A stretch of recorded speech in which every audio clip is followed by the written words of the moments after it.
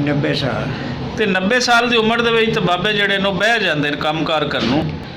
ਬਈ ਆਪੋ ਆਪਣੀਆਂ ਪਰੇਸ਼ਾਨੀਆਂ ਹੁੰਦੀਆਂ ਨੇ ਕਰਨ।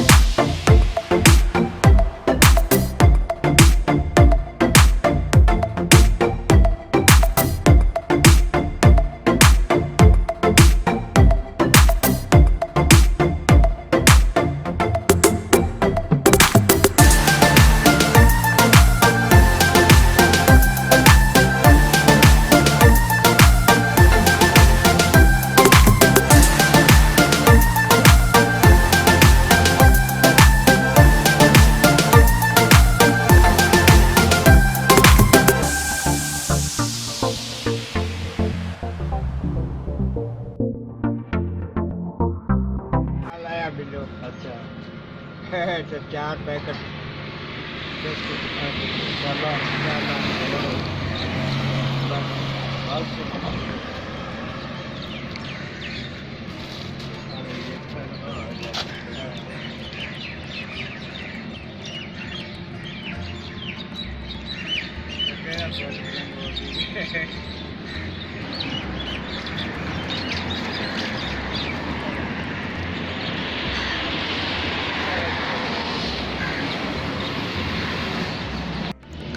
ਜੀ ਜਿਹੜੇ ਤੁਸੀਂ ਫੋਟੋ ਦੇ ਵਿੱਚ ਵੇਖ ਰਹੇ ਬਾਬਾ ਜੀ ਨੂੰ ਚਾਹ ਪਕਾਉਂਦੇ ਹੋਏ, ਇਸ ਟਾਈਮ ਮੈਂ ਉਹਨਾਂ ਦੇ ਨਾਲ ਬੈਠਾ ਔਰ ਅਸੀਂ ਬੈਠੇ ਹਾਂ ਉਹਨਾਂ ਦੀ ਜਿਹੜੀ ਅੰਦਰ ਦੁਕਾਨ ਹੈ ਉਹਦੇ ਵਿੱਚ ਅਸੀਂ ਬੈਠ ਗਏ।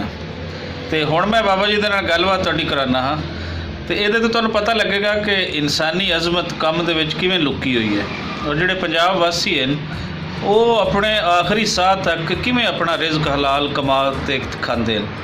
ਇਹ ਬੜਾ ਸੌਖਾ ਹੁੰਦਾ ਹੈ ਕਿ ਜਦੋਂ ਔਲਾਦਾਂ ਥੋੜ੍ਹੀ ਜਵਾਨ ਹੋ ਜਾਵਣ ਤੇ ਬੰਦੇ ਦੇ ਕੋਲ ਵਾਲ ਚਿੱਟੇ ਆ ਜਾਵਣ ਤੇ ਬੰਦਾ ਉਦੋਂ ਉਹਨਾਂ ਨੂੰ ਆਖੇ ਵੀ ਹੁਣ ਤੁਸੀਂ ਮੈਨੂੰ ਖਵਾਓ।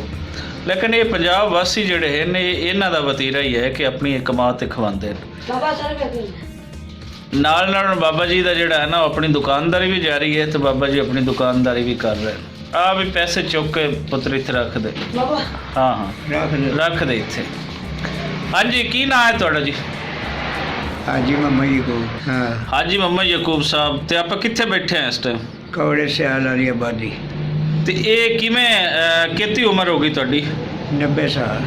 तो 90 साल की उम्र दे विच तो बाबे जिहड़े ने बह जांदे ने काम कार करन नूं, इस तो पहले बह जांदे ने। तो तुसीं काम कर क्यों अजे करदे ने? बई आपो आपणियां परेशानियां हुंदियां ने करन। अच्छा अच्छा अच्छा। तो औलाद तुहाडी कोई नहीं?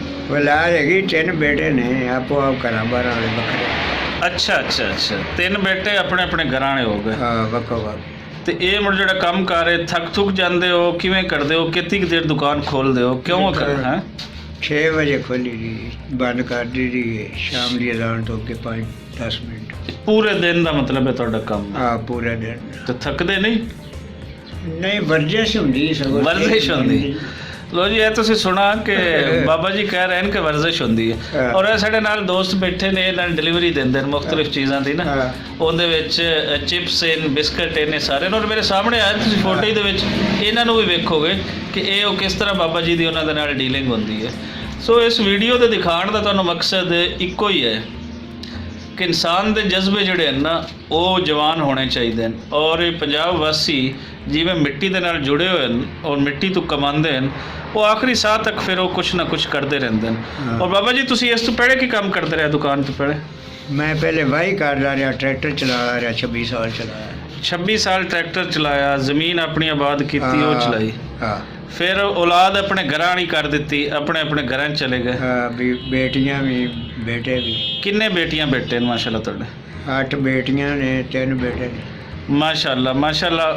वड्डी फैमिली दे ये सरबराह हैं। सारे फर्ज अदा कर ले कि हुण अपने जेड़ा पेट पालना है वो इसलिए दुकान बनाए। तो तुहाडे घर वाले जींदे ने जी? हाँ जींदे ने माशाल्लाह। असीं उमरा अज फिर दोबारा करके आए। अच्छा अच्छा माशाल्लाह माशाल्लाह। मतलब हुण तुसीं जो करदे हो अपने दोनों जियां दा पेट पालण लई करदे हो? बस।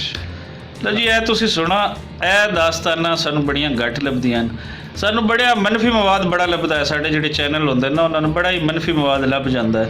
ਉਹ ਡੀਗ੍ਰੇਸ਼ਨ ਜਿੱਥੇ ਪੰਜਾਬ ਵਾਸੀਆਂ ਦੀ ਜਾਂ ਇਨਸਾਨੀਅਤ ਦੀ ਹੁੰਦੀ ਹੈ, ਉਹ ਜੁਰਮਾਂ ਦੀਆਂ ਦਾਸਤਾਨਾਂ ਉਹ ਤਾਂ ਬੜੀਆਂ ਵੱਧ ਚੜ੍ਹ ਕੇ ਸੁਣਾਉਂਦੇ ਨੇ, ਲੇਕਿਨ ਇਹ ਕੋਈ ਨਹੀਂ ਸੁਣਾਉਂਦਾ। ਇਹ ਬਾਬਾ ਜੀ ਦੀ ਜਿਵੇਂ ਦਾਸਤਾਨ ਹੈ, ਹਿੰਮਤ ਨਾਲ ਭਰੀ ਹੋਈ ਦਾਸਤਾਨ ਕਿ ਸਾਰੀ ਜ਼ਿੰਦਗੀ ਆਪਣੇ ਸਾਰੇ ਫਰਜ਼ ਪੂਰੇ ਕੀਤੇ ਔਰ ਉਸ ਤੋਂ ਬਾਅਦ ਹੁਣ ਆਪਣਾ ਢਿੱਡ ਪਾਲਣ ਲਈ ਆਪਣਾ ਆਪ ਕਮਾ ਕੇ ਖਾ ਰਹੇ ਨੇ। ਕੋਈ ਕਿਸੇ ਦਾ ਇਹ ਨਹੀਂ ਆਸ ਕੀਤੀ ਵੀ ਮੈਂ ਮੰਗਣਾ ਹੈ, ਕਿਸੇ ਔਲਾਦ ਤੋਂ ਨਹੀਂ ਕੀਤੀ, ਕਿਸੇ ਤੋਂ ਨਹੀਂ ਕੀਤੀ, ਆਪ ਕਮਾ ਕੇ 90 ਸਾਲ ਦੀ ਉਮਰ ਦੇ ਵਿੱਚ ਖਵਾ ਰਹੇ। ਉਹ ਬਾਬਾ ਜੀ ਤੁਹਾਡੇ ਤਾਂ ਬੜਾ ਹੀ ਪਿਆਰ ਆਉਂਦਾ, ਰੱਬ ਤੁਹਾਡੀ ਹਯਾਤੀ ਕਰੇ। ਔਰ ਮੈਂ ਅਕਸਰ ਜਦੋਂ ਵੀ ਆਪਣੇ ਪਿੰਡ ਜਾਣਾ ਹੋਏਗਾ ਤੇ ਬਾਬਾ ਜੀ ਨਾਲ ਮਹਿਫਲ ਕਰਕੇ ਜਾਂਦਾ ਹਾਂ, ਔਰ ਯਕੀਨ ਜਾਣੋ ਇੱਥੋਂ ਸਾਨੂੰ ਉਹ ਹਿੰਮਤ ਮਿਲਦੀ ਹੈ, ਉਹ ਸਾਨੂੰ ਫਲਸਫਾ ਮਿਲਦਾ ਹੈ ਜਿਹੜੇ ਸਾਡੇ ਪੰਜਾਬ ਵਾਸੀਆਂ ਦੇ ਵਿੱਚ ਹੈ, ਜਿਹੜੇ ਸਾਡੇ ਸੂਫੀਆਂ ਤੇ ਗੁਰੂਆਂ ਸਿਖਾਇਆ ਹੈ ਕਿ ਜਿਵੇਂ ਬਾਬਾ ਗੁਰੂ ਨਾਨਕ ਦੇ 3 ਪੁਆਇੰਟ ਹਨ ਕਿ ਕਿਰਤ ਕਰੋ, ਮਤਲਬ ਹਲਾਲ ਰਿਜ਼ਕ ਕਮਾਓ, ਨਾਮ ਜਪੋ, ਉਸ ਰੱਬ ਦਾ ਨਾਮ ਜਪੋ ਤੇ ਵੰਡ ਚੱਖੋ, ਵੀ ਜਿਹੜਾ ਤੁਸੀਂ ਕਮਾ ਲੈਂਦੇ ਹੋ ਉਹਨੂੰ ਫਿਰ ਵੰਡ ਕੇ ਖਾਓ। ਇਸੇ ਤਰ੍ਹਾਂ ਹੀ ਫਿਰ ਬਾਬੇ ਬੁੱਲੇ ਸ਼ਾਹ ਦਾ ਕਿ ਇੱਟ ਖੜਕੇ ਦੁੱਕੜ ਵੱਜੇ ਤੱਤਾ ਹੋਵੇ ਚੁੱਲ੍ਹਾ, ਆਣ ਫਕੀਰ ਤੇ ਖਾਖਾ ਜਾਵਣ ਰਾਜ਼ੀ ਹੋਵੇ ਬੁੱਲਾ। ਇਹ ਆਪਣਾ ਥੋੜ੍ਹਾ ਬਹੁਤ ਕਰ ਰਹੇ ਨੇ, ਇੱਥੋਂ ਔਲਾਦ ਨੂੰ ਵੀ ਆਪਣਾ ਥੋੜ੍ਹਾ ਬਹੁਤ ਬੇਟੀਆਂ ਨੂੰ ਵੀ ਦੇ ਦਿੰਦੇ ਨੇ, ਬੇਟਿਆਂ ਦੀ ਵੀ ਹੈਲਪ ਕਰਦੇ ਨੇ, ਔਰ ਇਹ ਉਹਨਾਂ ਦਾ ਅਜ਼ਮ ਹੈ ਕਿ ਆਖਰੀ ਸਾਹ ਤੱਕ ਰੱਬ ਇਹਨਾਂ ਦੀ ਲੰਬੀ ਹਯਾਤੀ ਕਰੇ। ਇਹ ਜ਼ਿੰਦਗੀ ਮੈਂ ਇਸੇ ਤਰ੍ਹਾਂ ਗੁਜ਼ਾਰਨੀ ਹੈ। ਸਲਾਮ ਹੈ ਬਾਬਾ ਜੀ ਤੁਹਾਨੂੰ ਸਾਡੀ ਤਰਫੋਂ ਔਰ ਵੇਖਣ ਵਾਲੇ ਸਾਰਿਆਂ ਦੀ ਤਰਫੋਂ। ਐਸੀਆਂ ਵੀਡੀਓ ਸਾਹਮਣੇ ਲਿਆਓ ਔਰ ਇਹੀ ਸਾਨੂੰ ਲਿਆਉਣਾ ਚਾਹੀਦਾ। ਬਹੁਤ ਸ਼ੁਕਰੀਆ ਜੀ।